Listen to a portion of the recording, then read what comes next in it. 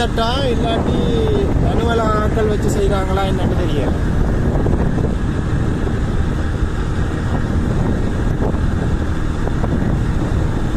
என்னன்னா இப்போ இந்தியாவுக்கு கோஸ்டல் ஏரியா தானே, கண்டுகளை வளர்த்து எடுக்கிறது சிக்கம், மண் வரும் குருத்து மண். அப்போ நீங்கள் வந்து இங்கே சும்மா தானாக வரக்கூடியது பனை என்ன கூட நீங்கள் ஏதாவது ஒன்று போடணும். பனையே ஒரு கல்விக்கிட்ட செஞ்சு அதாலே சரியான வருமானம். பனையில் கல் எடுக்கலாம், யாழ்ப்பாணத்துலேருந்து கல் எக்ஸ்போர்ட் ஆகுது கனடா. இல்லை பனையை கல்டிவேட் பண்ணுறதா